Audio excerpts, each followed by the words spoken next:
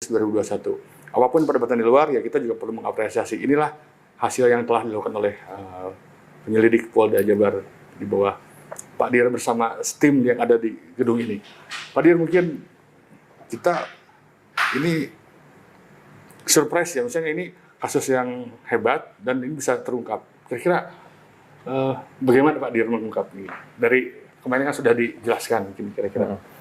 Ya. Dari mana awalnya kita bisa akhirnya terungkap? Karena semua orang sudah saat ini udah sempat jong juga blank ini, Pak. Gitu. Ya mungkin kita mulai semenjak bulan Juli ya. Kalau kita melihat peristiwa sendiri kan memang udah lama. Semenjak tahun 2021 itu kejadian kan sekitar tanggal 18 Agustus. Ya. Nah kebetulan saya di sini bergabung di jajaran Ditreskrim Polda Jabar kan sekitar bulan Juli kemarin. Bulan Juli 2023 ya, bulan Juli ya, pertengahan Juli lah.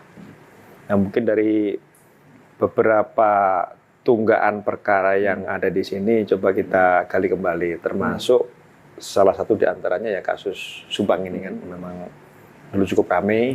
Ya saya juga sempat mendengar tentang kasus ini kan dulu cukup ramai sekali di media sosial.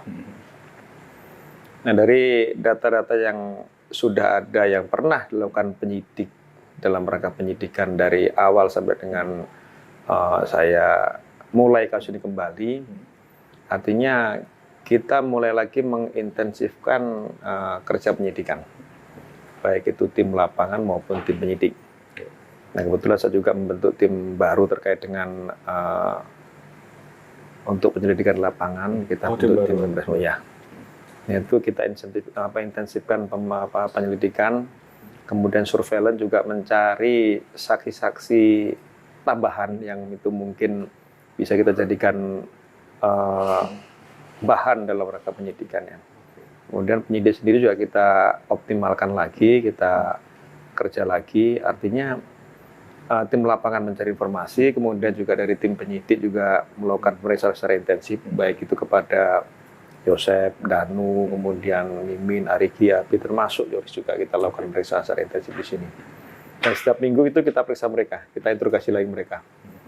Dari bahan-bahan yang kita dapat di lapangan, kita lakukan interogasi lagi, dan itu dari sore sampai pagi biasanya, Mas. Oke. Sore sampai pagi ya. Ternyata itu yang kita ketahui, berarti ya. Ketika nggak ada pemberitaan bukan berarti polisi berhenti ya Pak? Ya. Masih terus nanti kerja ya Pak? Ya. Pemeriksaan dari pagi sampai pagi. Oke. Jadi kalau saya bekerja sendiri lebih senang silent. Oke. Kita silent aja saya bilang itu kepada penyidik, tidak usah kita banyak pemberitaan. Oke. Toh nanti banyak janji-janji juga kita kan. Iya. Artinya kita yang penting bekerja maksimal, silent, baik tim lapangan maupun penyidik, itu setiap minggu kita lakukan interogasi terhadap para orang-orang kita curigai lah. Nah dari beberapa kali pemeriksaan inilah kemudian muncul pengakuan Danu bahwa dia memang melihat peristiwa itu, baru melihat saja. Pak Dir, saya ini pengen nge-clearkan dulu nih, ini ya. Banyak spekulasi di luar, dari 2021 sampai sekarang itu kira-kira belum terungkap, kenapa Pak Dir? Kalau kita kembali mengulas itu kan kita sulit apa hambatannya. Kan saya tidak mengevaluasi kenapa tidak terungkap, tapi dari bahan-bahan barang bukti yang kita dapat ini coba kita gali kembali. Katanya ada alat TKP rusak salah satunya mungkin. Ya mungkin salah satu itu ya. Jadi memang pada saat ditemukan TKP ini pertama dulu kita tahu bahwa jenazah para korban ini kan kondisinya basah. Iya. Kemudian juga di TKP sudah disiram dengan air kan gitu. Kemudian juga dugaan kita karena ada ember berisi air di belakang kendaraan, diduga juga kendaraan itu sempat dibersihkan dengan menggunakan air. Itu mungkin salah satu kesulitannya di situ. Jadi sehingga untuk mendeteksi atau kita menemukan terutama jejak-jejak pelaku baik itu sidik jari maupun DNA ini kan agak kesulitan. Ya. TKP rusak gitu. Ya. Anggaplah seperti itu ya, Bu. Ya. Oke. Nah ini Pak Dir, sebelum pengakuan Danu kan ini terungkap berkat pengakuan Danu kan, ya. Gitu. Nah itu apakah bagi penyidik sendiri itu hal yang surprise atau memang sudah tahu sebelumnya? Sebetulnya kecurigaan kita ada. Okay. Nah dari awal seperti yang dulu rekan-rekan mungkin tahu pada saat pernah mungkin ya didatangkan anjing pelacak untuk mendeteksi para pelaku dan itu sempat mengarah ke Danu. Dan dulu juga Danu sempat menuliskan bukan dalam BAP tapi menuliskan dalam kronologis yang dia tulis tangan bahwa dia melihat peristiwa itu. dia melihat. Nah, artinya kita sudah ada petunjuk-petunjuk di sana lah. Tinggal kita bagaimana kita artinya menggali supaya Danu lebih kooperatif lagi, lebih terbuka lagi. Oke, ini pertama kan begini, TKP sebutnya tadi rusak. Terus kemudian, seingat setahu saya kalau TKP rusak pasti suka buyar kan kalau bagi polisi, maksudnya susah untuk mengungkap. Ya. Nah, ternyata setelah TKP rusak, ternyata bisa menemukan nih Pak Dir, bisa menemukan petunjuk-petunjuk lain untuk terungkap pelaku itu berdasarkan pada apa mungkin Pak Dir? Ini sekilas saja mungkin kan teknik penyidikan mungkin ini. Sebetulnya gitu. kan semua Ada tinggal point of view yang akhirnya polisi yakin, oh ini ada hasil. Ya, apa mungkin Pak? keyakinan ada. Dan mungkin semua juga yakin bahwa ini pelakunya itu pasti orang-orang dekat kan gitu. Oh iya. Nah, dari asumsi atau pemikiran seperti inilah kita berani kemudian kita lebih intensif lagi coba. Kan kalau kita menangani perkara kan tinggal ketekunan kita. Iya, ketekunan. Kemauan dan ketekunan. Masalah terungkap yaitu kan berkat kerja keras kita semua lah. Katanya ada bercak darah mungkin dari itu juga mungkin Pak Dir? Ya, dari awal kan sudah ditemukan itu pada saat Joseph melakukan pelaporan. Jadi setelah dia melihat kondisi rumah seperti itu, kemudian dia melaporkan ke Polsek. Lapor ke Polsek bahwa laporan awalnya kan penculikan itu. Oh, oke. Penculikan. Nah, dari situ kan ditemukanlah di dalam pada saat Joseph itu melakukan laporan di Polsek oleh anggota Polsek ini ada bercak darah di baju Yosef. Masih dipakai bisa dipakai? Masih dipakai. Sehingga dari baju itulah kemudian disita, kemudian dari bercak darahnya dilakukan uji DNA dan itu memang identik dengan DNA-nya para korban. Akhirnya sedikit-sedikit bisa terungkap gitu. Ya, artinya kan kita mendapatkan bukti yang ada benang merah di situlah ya. Artinya bahwa apa kegiatannya atau apa tujuannya sehingga ada bercak darah di situ. Karena itu patut sebenarnya dicurigai kan gitu. Pada ketika Danu mengakui perbuatannya itu, paling tidak mengungkap lah gitu. Ya. Itu apa nih Pak Dir yang langsung dilakukan? Pada saat Danu itu mau memberikan keterangan terkait dengan peristiwa ini, ya tentu kita lebih semangat lagi gitu. Ya. Energi baru. Ya, tentu kita ini energi baru, pemicu buat kita juga lebih semangat. Apalagi pada saat kesini kan sudah kita menerima dengan kuasa hukumnya juga ikut mendampingi. Artinya kan kita interogasi. Nah, tidak serta-merta kita langsung percaya dengan keterangan Danu. Sempat kita lakukan pemeriksaan di sini. Kemudian kita juga membawa beberapa waktu setelah kita lakukan pemeriksaan di sini, kita bawa Danu keluarganya juga. Kita pertemukan dengan keluarganya. Keluarga Danu. Ya, sambil coba nanti pihak keluarga didukung Danu, artinya kan gitu. Kita bawa bertemu lah artinya supaya mendapatkan support secara psikologis, secara moral. Nah, kita biarkan Danu bicara dengan keluarga juga supaya lebih terbuka lagi. Kita bawa dia ke Subang. Temu kita dengan keluarganya. Setelah dari keluarganya kita bawa ke TKP. Malam itu juga. Jadi malam ke TKP. Malam kita ke TKP sekitar jam 11:30 kita ke TKP. Oh, setengah 12 malam. Ya. Ngapain? Itu ini off the record berarti Pak. Maksudnya kita belum tahu nih.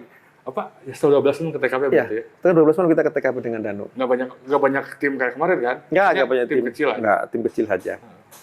Jadi di sana kan memang masih utuh. Seperti bercak darah. Reaksi Danu gimana dulu waktu masuk? Itu kan bagi orang yang keluar mungkin punya pengalaman psikologis sendiri ya. Nah, itulah kita bangkitkan lagi psikologis. Jadi kejadian awalnya ini kan malam memang. Malam sehingga Danu kita bawa ke TKP coba dengan kondisi malam. Kita sesuaikan dengan waktu kejadian.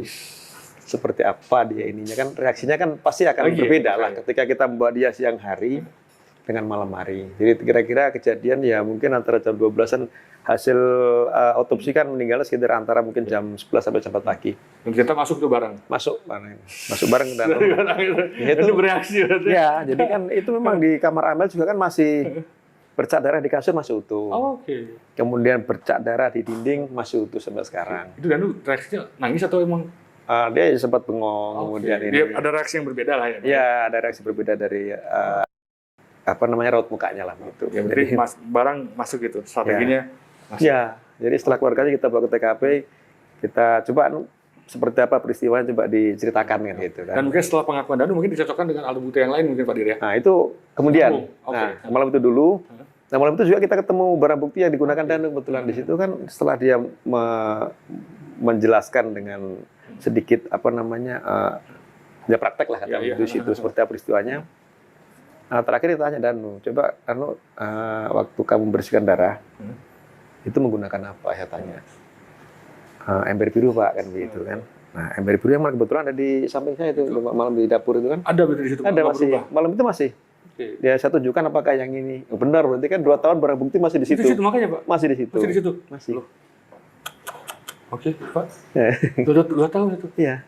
Sampai kira-kira jam 3 kita di situ. Bolak-balik kita interogasi Danu di TKP kan gitu. Nah, kemudian terkait dengan kecocokan keterangan Danu dengan kondisi TKP, itu setelah kita lakukan olah TKP ulang. Oh iya. Ya, kan ada olah TKP ulang di sana. Jadi ketika olah TKP kan kita undang datangkan Inafis, kemudian puslapor, kemudian juga ident. Kita gelar lagi itu seperti apa hasil pemotretan dari identifikasi, kemudian dari Inafis, swab sidik jari sebagainya, kemudian hasil swab DNA yang dilakukan oleh puslapor. Nah, itu kita gabung. Sempat ada keterangan berbeda di situ. Oke. Ya, keterangan berbeda dari puslapor sempat melaporkan bahwa ini keterangan berbeda gitu. Berbeda antara? Awalnya Danu menyatakan bahwa Bu Tuti dibunuhnya di kamar Amel, kan gitu. Nah, ternyata dari hasil lapor di situ tidak ditemukan DNA Bu Tuti, seperti itulah kira-kira. Nah, di situ kita interogasi lagi. Memang di kamar Amel sampai sekarang masih ada itu. Nah, di kasur kan masih ada berdarahnya. darah yang kering. Nah, ternyata hasil swab dari puslapor ternyata di situ hanya 1 DNA. DNA-nya Amel saja. Nah, kemudian interogasi lagi. Nah, terus buktinya di eksekusinya di mana gitu kan? Nah, ternyata sudah berkembang pengakuannya di ruang tengah, ruang TV, ruang nonton di situ ya. Mungkin sempat dibawa dulu ke kamar mungkin gitu ya. Apanya? Oh, Bu Tutinya enggak? Enggak, tadi jenazah Amel kan di kamar. Iya, jenazah Amel di kamar. Zaman di kamar. Nah, pengakuan Danu kan awalnya Bu Tuti eksekusinya di sini. Tapi kan di situ tidak ditemukan hasil swabnya tidak ada DNA dari Tuti. Artinya kan Tuti bukan dibunuhnya bukan di situ, definisinya bukan di situ. Tadi saya menarik ini kemarin Pak Dir sempat bilang, Pak Kabid ya sempat bilang kita melibatkan 6 saksi ahli. Salah satunya itu saksi ahli satwa. Iya. Nah, saksi satwa. Itu saya lihat saksi ahlinya juga, banyak banget 6 sampai saksi ahli. Emang ada apa sih Pak? Ahli memang banyak kita butuhkan, terutama ahli terkait dengan saintifik. Saintifik. Bisa antaranya kan dulu pernah dihadirkan anjing pelacak. Iya. Nah, itu kan dari satwa. Nah, beberapa hari setelah kejadian itu kan sempat didatangkan anjing pelacak di sana. Nah, setelah dilakukan pengendusan oleh anjing itu, kan dia menggonggongnya ke dada. Iya. Nah, itu kan. Nah, indikasi-indikasi itu kan yang tahu ahlinya. Seperti ahli satwa kan tahu, oh kalau ini indikasinya ini dari penciumannya. Ini katakan bahwa ini identiknya seperti itu. Itu kan ahlinya yang mengerti kan. Dan confirm ternyata. Berkaitan lah. Berkaitan. Hanya kan itu yang nggak bisa jadi barang bukti yang mutlak juga. Ya. Itu kan petunjuk. Ya. Pak Dir, itu menarik juga. Setelah Pak Dir masuk, ketika olah TKP itu halaman sekitar langsung di obrak-abrik. Misalnya dibersihkan. Kan asalnya kan rumputan. Itu langsung dibersihkan. Ya memang ada tujuan kita waktu itu untuk mencari barang bukti yang masih belum temu. Mungkin ada golok sama stikolop yang memang belum ketemu kan. Nah, kita juga bersihkan dulu TKP dari depan ke belakang, kemudian kita datangkan main detektor. Ya, untuk mendeteksi logam dalam tanah kan itu, seperti ranjau itu kan.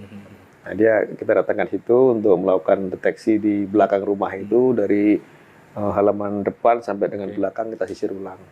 Anggota juga nyisir ulang gitu kan. Kirain untuk ini Pak Dir, untuk membersihkan anasir-anasir yang non teknis. Itu jadi terang lah gitu. Enggak, itu memang kita murni untuk karena main detektor itu bisa bekerja ketika memang permukaan tanahnya bersih. Itu lebih efektif bekerjanya. Lebih maksimal. Bukan hal yang lain-lain. Nggak ada itu. Ya kita kan komunikasi dengan ahlinya. Kita itu kan kebetulan yang punya Brimob. Ada 2 main detektor yang kita datangkan. Kita konsultasi dulu seperti apa. Kita bawa ke TKP sebelum kita lakukan penyisiran. Artinya memang tidak dapat apa-apa, tapi kita sudah berupaya maksimal itu terkait dengan barang bukti yang masih belum ditemukan. Pak Dir, terus lagi ini, kita tahu bahwa Pak Yosef, coba Mimin, Ari, Abi itu kan bukan orang-orang yang punya soft skill ya, detail membuat sesuatu. Ya. Kayak kan dari awal tuh kami mengetahui bahwa ini TKP sidik jari pun nggak ada di rumah, di mobil juga. Dan ternyata akhirnya kan kita ketahuan bahwa tersangkanya adalah 5 orang tersebut 5 lah, orang. gitu. Tapi ternyata mampu membersihkan Ya. sedetail sesempurna itulah. Ya. Padahal kan kita tahu Pak Yosef kan, ya, maksudnya dipikirkan orang hal yang gitu tuh untuk pelaku kejahatan yang profesional gitu Pak Dir. Ya. Ya, tapi kan ternyata bukan Pak Yosef. Ya. Emang sesempurna itukah Pak Yosef manipulasi semuanya? Ya mungkin dia pernah belajar atau tahu atau mungkin lihat film kan, kita juga kan belum dapat pengakuan secara kooperatif dari Yosef. Nah itu yang kemudian menjadi ini agak ada sisi yang belum terungkap. Oke. Tapi kan namanya tidak ada kejahatan sempurna. Makanya tidak ada kejahatan sempurna. Ya kan? Akhirnya kan 2 tahun juga akhirnya terungkap juga ya Pak. Ya, tinggal tunggu waktu kan. Tinggal waktu. Itu masih belum terungkap ya Pak? Sampai bagaimana Pak Yosef merencanakan menghapus? Ya itu belum terungkap oleh kita. Ya. Tapi kalau membersihkan memang ada pengakuan dari Danu itu kan keterangannya menyatakan memang sempat disuruh bersihkan tapi dari dalam rumah. Oh di dalam rumah. Darah disiramnya. Tapi kalau darah gitu kan masih mungkin bisa diuji DNA oleh puslapornya. Pak, ini tadi ada soal DNA Mr. X itu apa lagi Pak? Katanya kan ada DNA someone Oh ya, Mr. X. terkait DNA memang ada darah yang saat ini belum ada pemiliknya kalau belum Mr. X. Itu ada di 2 tempat ya, di dapur dengan di mobil. Alphard. Memang hasil swab di situ ada darah yang itu tidak identik dengan darah para pelaku maupun korban. Nah, kita belum bisa memisahkan itu nih. Masih masih kita, makanya setiap yang kita periksa di sini coba kita uji DNA. Oke. Dan belum ada ya Pak? Sementara belum ada yang identik. Dari awal kita dari awal sempat mencuat juga ada bantuan petugas Banpol, ada perwira juga. Ya. Apakah sejauh emang hasil penyelidikan penyidik Pak Didi itu sampai sejauh mana sih si orang-orang ini di TKP? Ya, apapun yang pernah terjadi di sana kita tindak lanjuti ya. Seperti gini. Sehari setelah kejadian ada anggota yang mengatakan Banpol untuk membersihkan TKP dengan Danu. Nah, kan kita dalami juga. Ini maksudnya apa? Apakah memang disuruh menggunakan barang bukti atau memang ada upaya lain kan gitu. Nah, kita sudah dalam itu, kita juga sempat kita geledah beberapa tempat baik anggota maupun Banpol itu kan memang belum ada barang-barang yang memang ada hubungan dengan TKP. Nah, sejauh ini kan pemeriksaan sendiri terkait dengan anggota-anggota yang memerintahkan untuk masuk TKP itu memang ada kesalahan prosedur. Oke. Ya itu saja sih. Tapi ya ada kesalahan kita dalamin kan. Tapi nggak ada mensreanya mungkin Nggak ada mensreanya emang ya, mungkin atau mereka tidak ngerti dan sebagainya. gitu ya. Sehingga merintahkan orang untuk menguras kamar mandi, mungkin mengambil alasannya mengambil kucing dan sebagainya itu kan. Terus motif lagi Pak Dir ini, akhirnya kan terungkap motifnya uang kan, Ya. ekonomi. Itu sempat juga ngelebar ke kasus soal dugaan korupsi Ya. dana bos. Ya, apakah berkorelasi Pak? Ya itu ada korelasinya, Bang. Jadi sekolah itu kan di bawah yayasan itu. Itu ada SMK dan SMP. Nah terakhir kan memang operasional sekolah itu didanai oleh dana bos maupun BPMU. Tapi kan siswanya fiktif. Oke. Fiktif. Makanya kita sudah memeriksa beberapa mantan pejabat kepala sekolah maupun bendahara. Karena mereka lah yang punya otoritas untuk pengelolaan dana bos maupun BPMU. Dari fiktifnya ya sudah kita dalami juga sih. Ya. Dan kalau kita melihat rekonstruksi kemarin kan, perencanaan yang bisa kita ungkapkan Yosef dengan Danu pada saat di Pecel Lele itu ya selama ini memang setelah bendahara ini dipegang oleh Amel ya mungkin keuangan untuk ke Yosef agak seret lah begitu. Kalau minta ya mungkin dikasih tidak sesuai dengan harapan hingga lama-lama mungkin jengkel barangkali gitu.